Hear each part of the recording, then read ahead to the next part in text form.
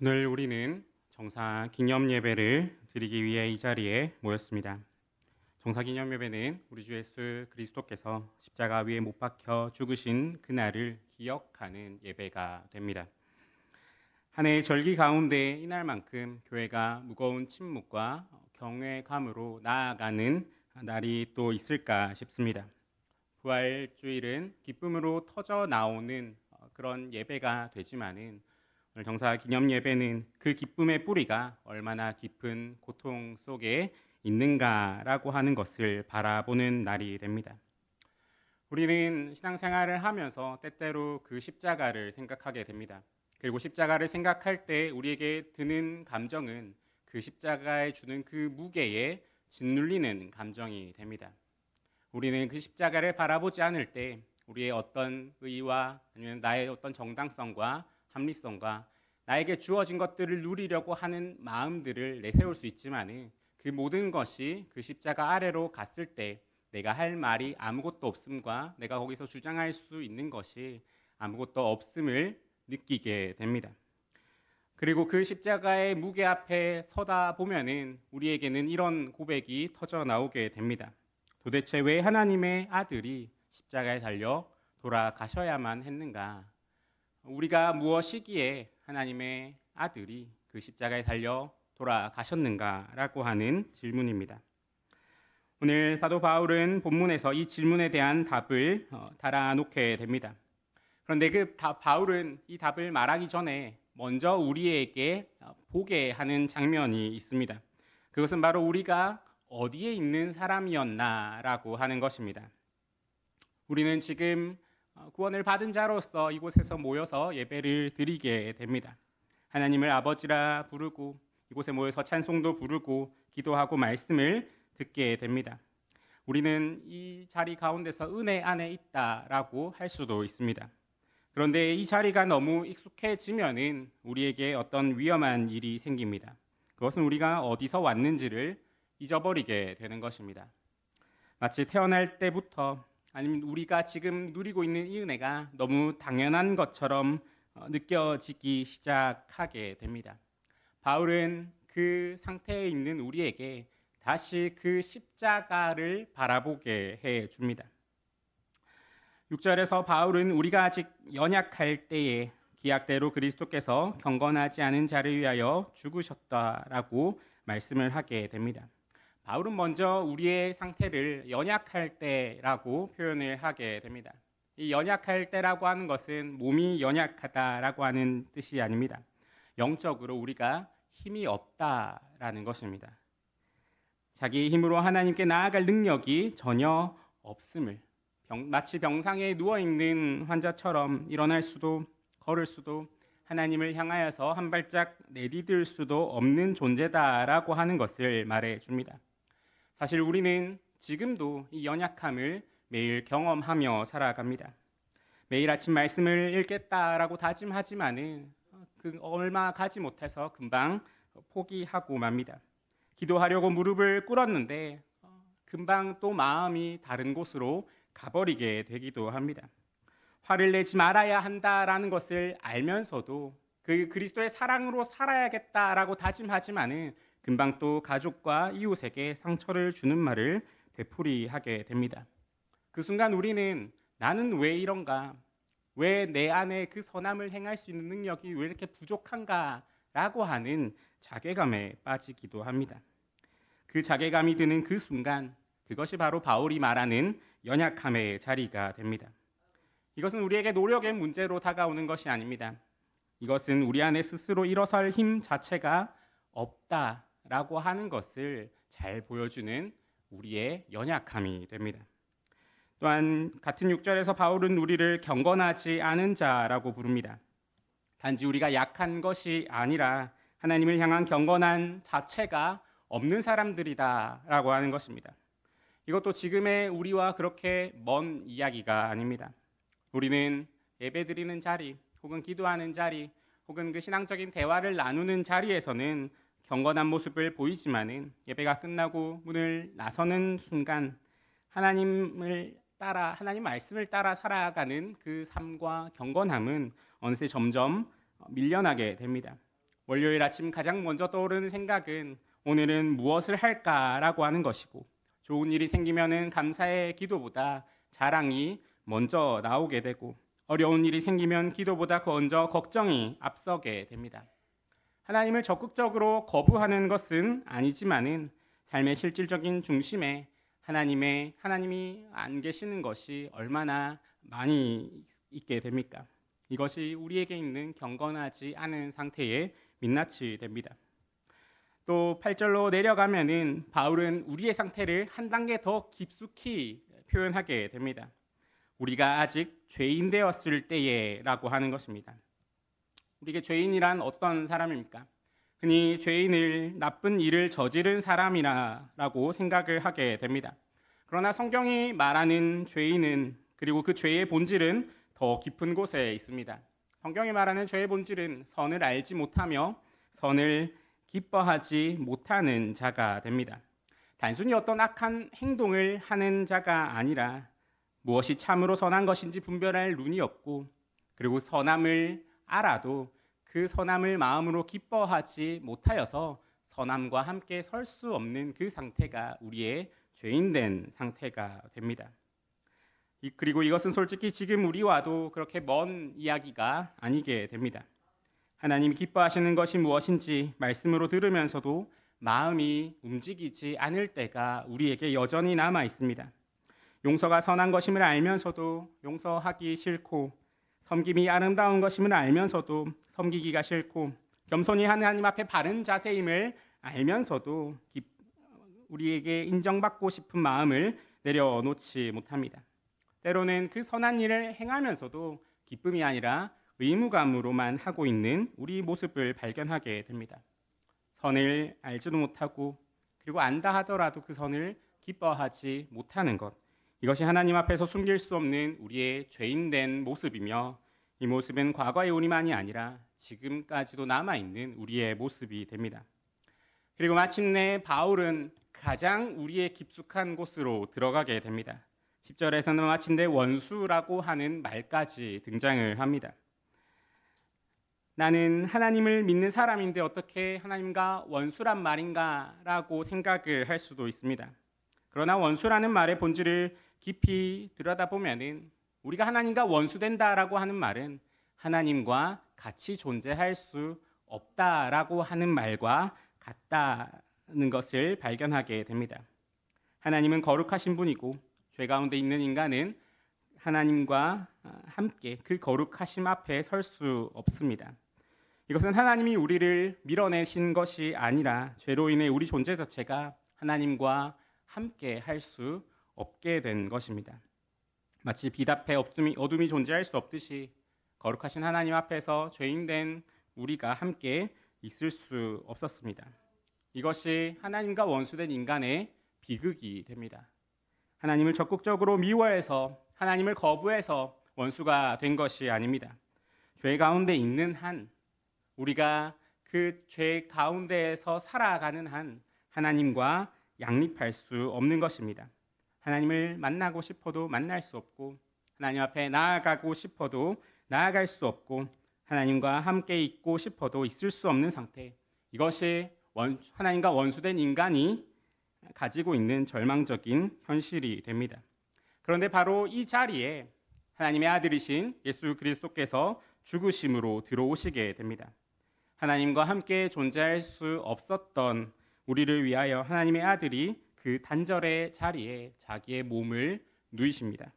십자가는 하나님과 우리 사이에 건널 수 없는 그 간격 위에 그 자신의 몸으로 그 다리를 만들어 주신 하나님 예수 그리스도의 사랑이 되는 것입니다.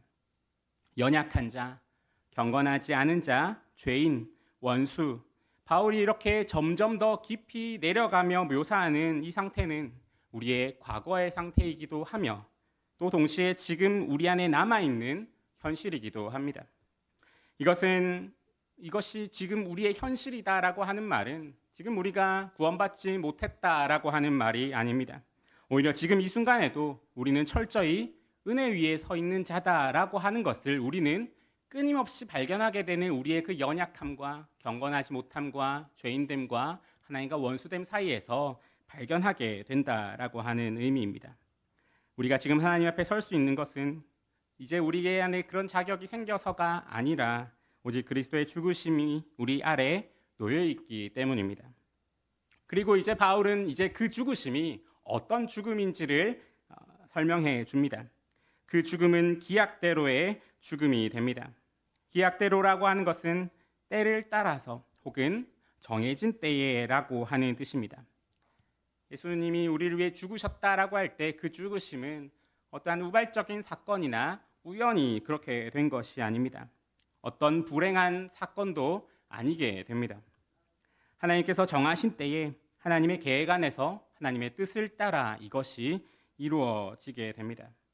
하나님은 죄 가운데 있는 우리가 어떤 자격을 갖추어서, 하나님 죄 가운데 있는 우리가 어떤 능력을 갖추어서 하나님 앞에 나오는 것을 기다리지 않으십니다. 우리가 가장 처참한 상태에 바로 있을 그때에 아들을 보내셨습니다. 그리고 지금도 우리의 연약함과 불경건함이 드러나는 그 자리에서 십자가는 여전히 우리를 붙들고 있습니다. 십자가는 한 번 필요했던 과거의 사건이 아니라 지금 이 순간에도 우리가 서 있을 수 있는 유일한 근거가 된다라고 하는 것을 하나님은 그 예수님의 십자가가 그 하나님의 정하신 뜻에 따라서 이루어졌다라는 것으로서 보여주게 됩니다.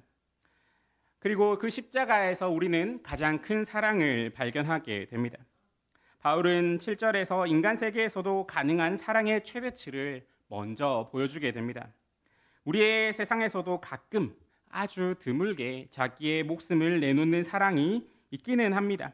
의로운 사람, 착한 사람, 존경받는 어떤 사람을 위해서 혹은 나의 사랑하는 사람이나 나의 가족을 위하여서 누군가 목숨을 걸 수도 있습니다. 전쟁터에서 전우를 위해서 아니면은 자녀를 위해 자기를 희생하는 부모의 사랑, 이것이 인간의 사랑의 극한이다라고 할 수가 있습니다. 그러나 바울은 이것조차도 쉽지 않은 일이고 혹 있는 일이다라고 말을 합니다. 그런데 8절에서 반전이 일어납니다. 우리가 아직 죄인 되었을 때에 그리스도께서 우리를 위하여 죽으셨다라고 하는 것입니다. 인간의 사랑은 최선의 경우에도 의로운 자나 선한 자를 위해 죽는 것입니다. 그러나 하나님의 사랑은 죄인을 위해, 원수를 위해 죽는 것입니다. 선을 알지도 못하고 선을 기뻐하지도 못하는 자를 위해, 하나님과 함께 존재할 수 없었던 자를 위해 죽으신 것입니다. 여기에 십자가의 그 사랑이 인간의 모든 사랑과 근본적으로 다른 지점이 있습니다. 인간의 사랑은 그 안에 사랑받을 만한 어떠한 것에 끌려가는 사랑이 됩니다. 인간의 사랑은 사랑받을 만한 가치를 발견하고 그것에 끌려갑니다. 그러나 하나님의 사랑은 사랑받을 만한 가치가 전혀 없는 대상을 향해 스스로 나아가는 사랑입니다.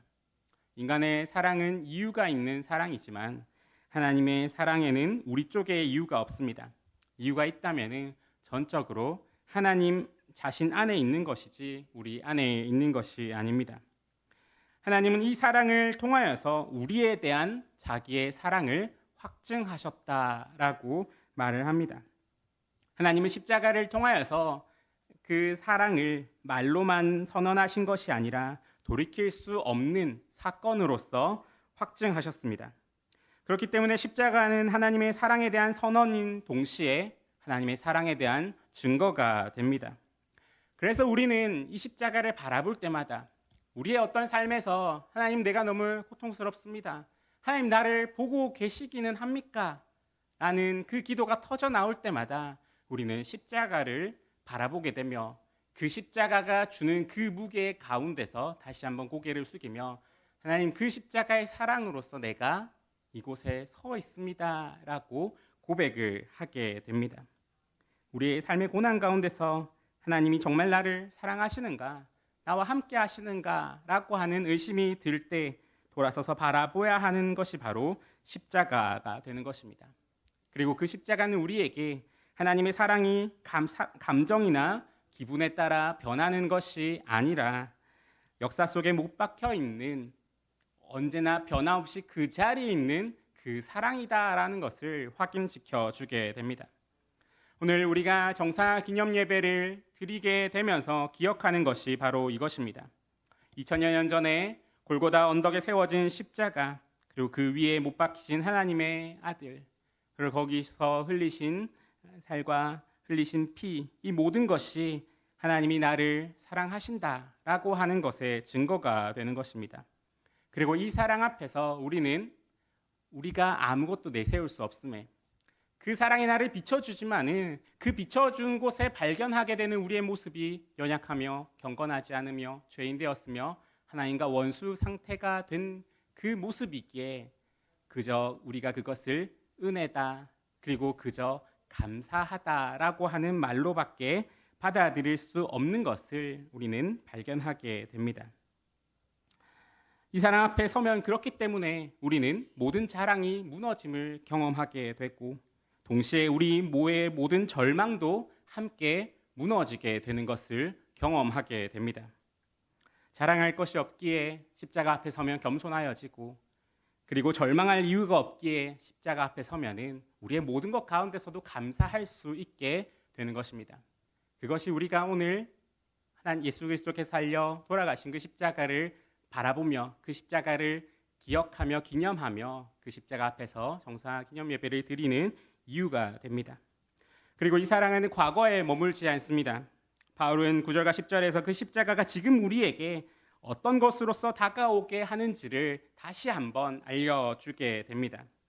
우리가 죄인이었을 때, 원수 되었을 때도 하나님이 하나님의 아들을 죽게 하시면서까지 우리를 사랑하셨는데, 하물며 지금 하나님과 화목하게 된 우리를 어찌 끝까지 구원하지 않으시겠는가라고 하는 것을 말해줍니다. 가장 어려운 일은 이미 이루어졌습니다. 가장 어려운 일, 하나님과 원수 되었을 때, 우리가 죄인 되었을 때도 하나님은 그 원수를 사랑하여 아들을 내어주셨습니다. 그렇다면 이제 그 사랑 안에 들어온 자녀를 끝까지 지키는 것은 하나님께 더 쉬운 일이 아니겠느냐라는 것은 아니겠느냐 하는 것을 바울은 우리에게 말해주고 있습니다. 바울은 이것을 통하여서 이제 하나님의 자녀된 우리가 그 구원의 확신 속에 거하라, 이제는 그 두려움과 걱정과 근심 속에 있는 것이 아니라 이제 그 사랑 안에 있는 자로서 확신함에, 그리고 그 기쁨에, 평안함에 거하라라고 하는 것을 말해줍니다. 우리는 때로 신앙생활을 하다 보면은 우리의 연약함 때문에, 혹은 우리 안에 있는 어떤 반복적인 실수 때문에, 혹은 영적으로 자라지 못하는 그 답답함 때문에 혹시 하나님이 나와 함께하지 않으시는 것은 아닌가라고 하는 두려움에 휩싸일 때가 있습니다. 그러나 오늘 그런 우리에게 바울은 하나님이 우리를 사랑하기 시작하신 때가 언제인지를 먼저 보여주게 됩니다. 우리가 가장 못났을 때, 우리가 가장 추악했을 때, 우리가 가장 하나님과 멀었을 때, 그때 하나님이 우리를 사랑하셨다. 그러니 지금 그때도 사랑하신 하나님이 지금 그리스도 안에서 의롭다 하심을 받고 화목하게 된 우리를 놓치지 않는다라는 것을 확증시켜 주게 됩니다. 십자가는 하나님의 사랑이 시작된 지점인 동시에 그 사랑이 결코 끝나지 않을 것이라고 하는 보증이 되는 것입니다. 바울은 그것을 10절의 화목이라고 하는 단어를 통하여서 보여주게 됩니다. 화목이란 원수 사이의 관계가 회복되는 것을 말해줍니다. 앞에서 우리는 원수란 하나님과 함께 할 수 없는 자라고 말했습니다. 그렇다면 화목이란 하나님과 함께 존재할 수 없었던 자가 이제 하나님과 함께 한다라고 하는 의미가 됩니다. 이것은 단순히 죄가 용서받은 것 이상의 의미입니다. 채무자가 빚을 탕감받으면 빚은 없어지지만은 채권자와 그렇게 특별한 관계가 생기는 것은 아닙니다. 그러나 원수가 화목하게 되면은 새로운 관계가 생겨나게 됩니다. 하나님의 임재 앞에 설 수 없었던 우리가 이제는 하나님의 자녀로 그 임재를 바라며 기뻐하게 되고, 하나님의 가족으로 하나님과 교제하는 존재로 회복하게 됩니다. 하나님과 함께 있을 수 없던 우리가 이제 하나님 안에서 살고 하나님 안에서 기뻐하며 하나님 안에서 예배하는 자가 되었습니다. 바로 이것을 그리스도의 십자가가 이루신 것입니다. 그래서 바울은 마지막 11절에서 이 모든 것을 기쁨의 선언으로 마무리하게 됩니다. 그뿐 아니라 이제 우리로 화목하게 하신 우리 주 예수 그리스도로 말미암아 하나님 안에서 또한 즐거워하느니라. 의롭다 하심을 받은 것만으로도 감사한데, 진노에서 구원받은 것만으로도 충분한데, 이뿐 아니라 우리가 그 안에서 즐거워하게 되었다라고 하는 것입니다. 그렇기 때문에 십자가 앞에 선 자의 마지막 반응은 슬픔이 아닙니다. 물론 우리가 고난 주간 가운데서 주님의 그 고난 당하심과 십자가에 달려 돌아가심을 생각하면은 슬픔이 있고 마음이 아픔이 있습니다.